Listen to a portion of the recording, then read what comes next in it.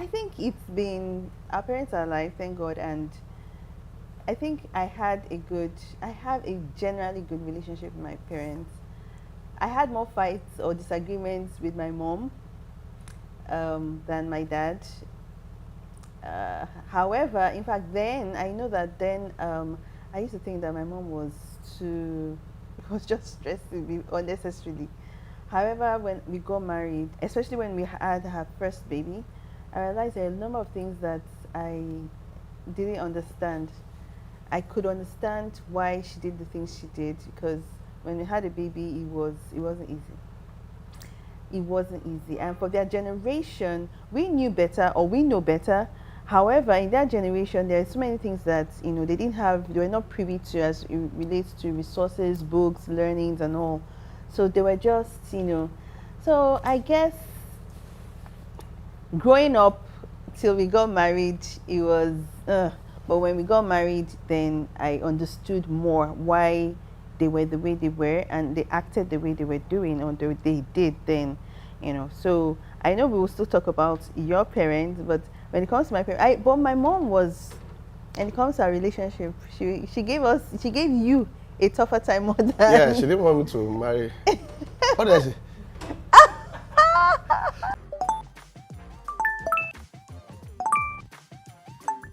Welcome to Conversation, a platform where life topics are discussed.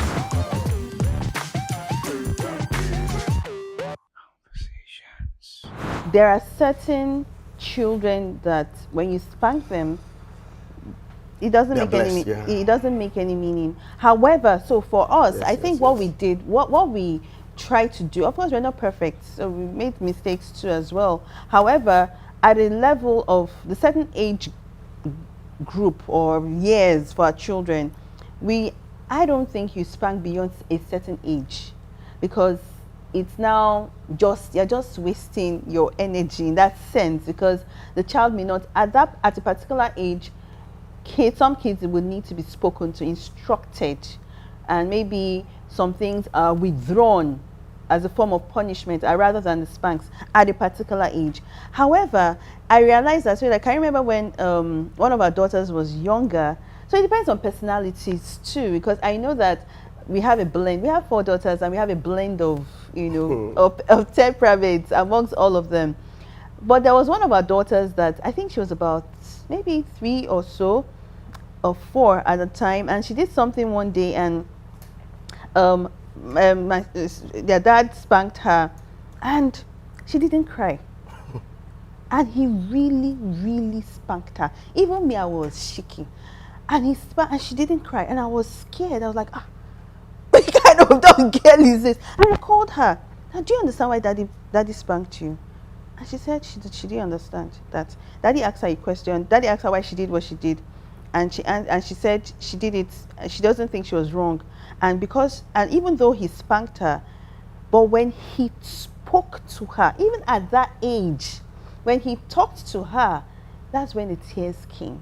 So it also depends on personalities. There are certain children that you will spank them. In fact, they like it. They're like, ugh, okay, you know. So I think it's also intentional in the sense that you have to understand your children, discipline them.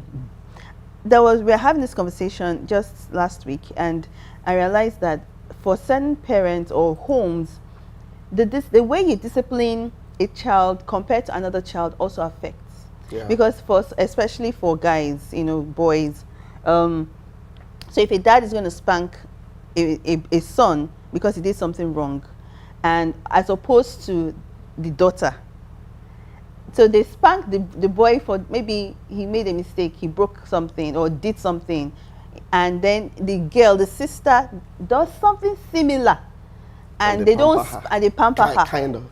So, and really it's affecting, because we had this conversation, we had a training, recently, counseling training, and a lot of the men that were in that training, they actually said that affected them. Yeah, I think, so we need, if you're going to spank equally.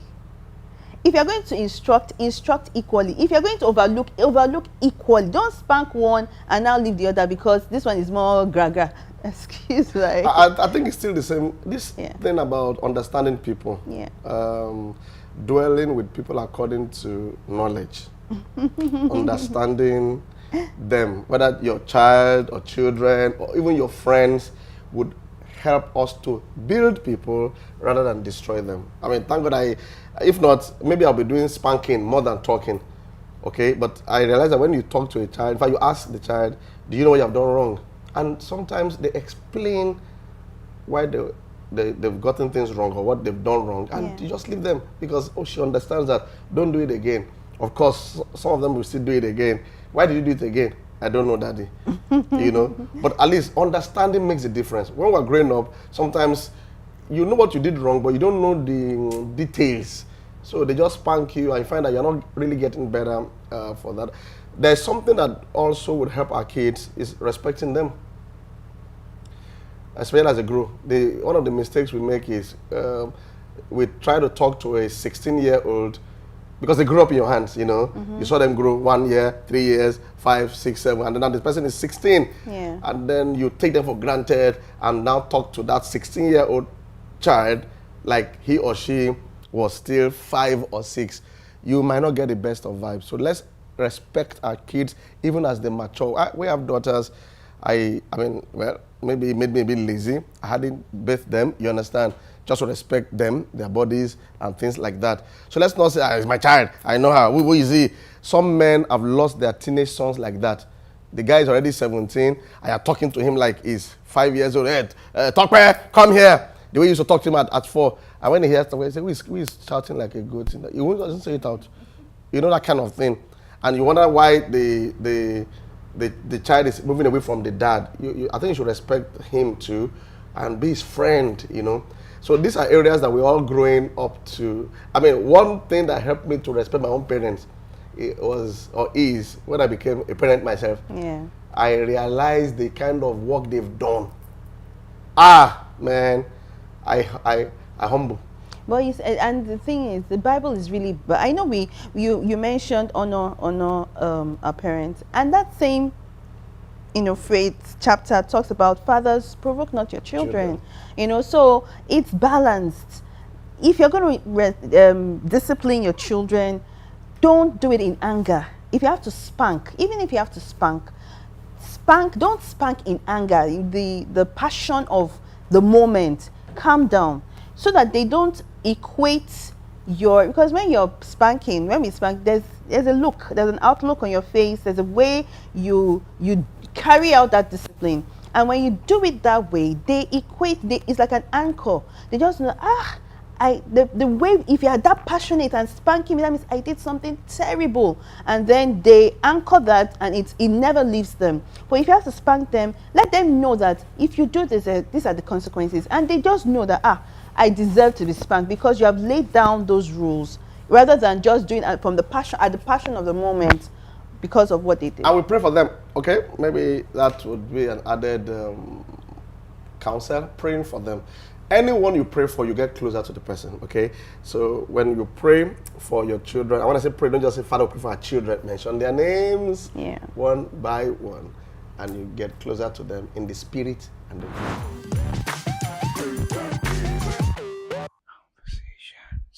So I remember reading a novel when I was younger, and I read the fact that this girl thought her mom was not her mom, and then ran away. She went to look for her mom, so left the house.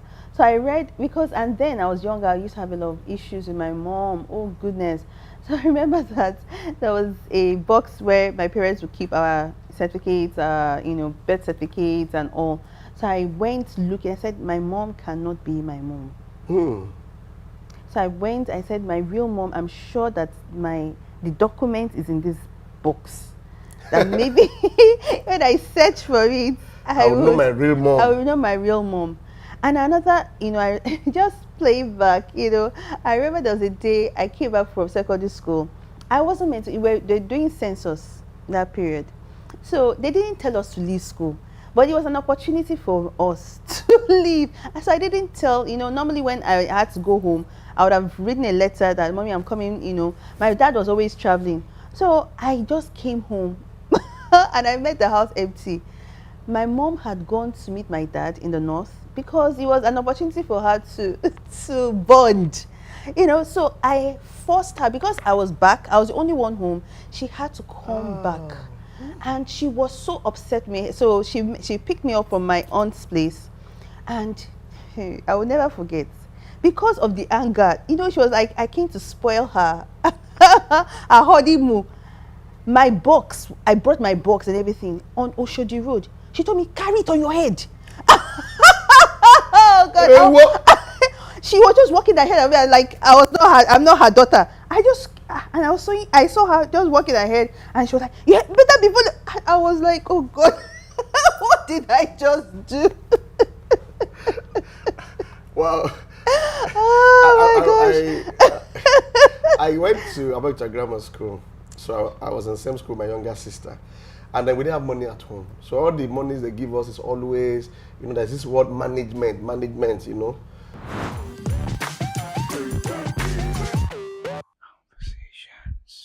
So I always don't have money in body now, so I always beg for food from my colleagues, because when my mom comes, she's always bringing eba and efo.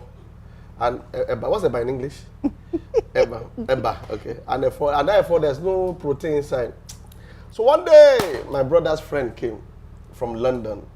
He came to do something in Abeokuta, like a project, So he now came to the boarding house and saw me and gave me some money. And gave me my sister's money too. I said, this is God.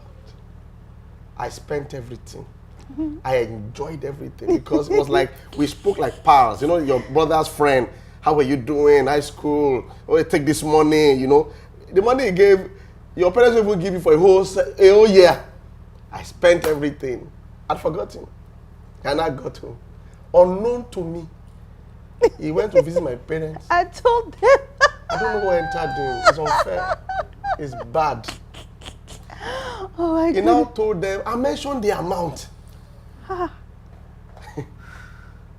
I got home, excited from boarding house. The night, my dad just called me. You said, as I mentioned my brother's friend's name, everyone's opened. That he even mentioned his name. What happened? You're crying. For him to mention his name, that means he came to see them. I thought he just came to see you. He saw me and then left to London. So for him to say, your brother's friend came to the house.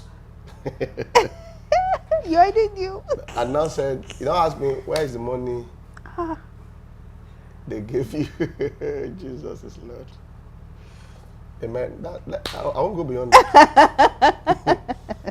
I won't go beyond that. Oh my gosh. But I will never spend money without telling your parents that I should not spend again. That's all I'm saying. Oh my goodness. They beat hell out of me and then left me with heaven. Thank you, Jesus.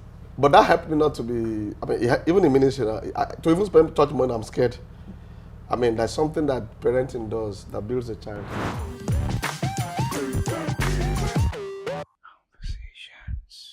So I think with regards to forgiving our parents, there are certain things that they would never, see our own way because they're different generation. They have different experiences. So I think we have a larger responsibility to let go and forgive them, because truly, no matter how much we even try to talk to them and try to reason out certain things, sometimes they may say it, sometimes, and I think most times they won't. So we just need to, just like we say, even with marriage, when you just have that underlying principle that what, we are two forgivers here.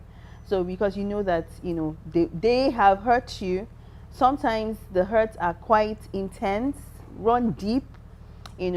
Maybe we just need to let them be. Whatever hurts have happened, we can deal with it with maybe in other directions. Maybe talking to someone else, a friend, a counselor. That's your own healing. Heal. However, when it comes to them, forgive. Because they may never see it, they may never come to that place where they even ask for mercy or forgiveness based on what they did. So we just need to, you know what, anticipate it and just let it go, trusting that the healing would take place, you know, ourselves. I've had to do that. There have been times when I remember, especially when growing earlier years of our marriage, comparing or remembering certain expressions from my parents, my mom, and, you know, thinking that should I talk to her about it? I try, you know, I attempt to talk to her about it, and I see that she won't get it, you know. So, but the hurt is there. You know, we remember how deep, you know, how what she said affected me, you know. So I had to learn to, you know, just, okay, Bimbo, what she said, this is why she said it. I had to rationalize it myself, you know, help heal myself and make excuses on her behalf, and then reach my own healing. Thank you so much. I learned a lot from you. Wow, amazing. Now, Scripture says, regard our hearts with all diligence. I think we allow people to hurt us too much through false expectations. And I noticed, I'm a pastor, okay, and I counsel with people. I realized that when people are dealing with people, they seem to have a different set of rules for their family members compared to other people. When their family members, cousins, siblings do some things, we have some emotional explanations for it, you know. But if somebody else does the same thing, you yourself will be analyzing, how can a woman talk like that? How can a man behave like that? But when their cousin does it, or their own brother, it's not like that, just because it's their brother. That's unfair. On yourself anyway, because you're going to put yourself under unnecessary pain. We have, even husband and wife, for instance, some women, the expectation they have from their husband is like, husband being their God. Yeah, father. And God gives us joy, you know, all those things. Your husband might not be able to do that. So I think that has helped me a lot. So that when people do certain things wrong, the hurt does not get so damaging. You understand? That's very, very important. That will help someone. There's some things that we expect from people that only God can do it for you. Like Bimbo said about the level of knowledge or understanding. You know, there's some things that your mom would never. I used to make that mistake, thinking everybody's mom is like my own mom, everybody's dad like my own dad. I've seen very abusive parents, you know, just even maybe demon-possessed parents. Maybe demon-possessed parents. You do your best, and then learn to move on. Love them. I pray a lot about things like that, for God to always give me wisdom on what to do. But do not allow your parents hinder your own future. I hope that makes some sense. So, thanks for joining our conversations today. Don't forget to subscribe to our YouTube channel at Yemi Davids, at Bimbo Davids, Abimbola Davids, okay?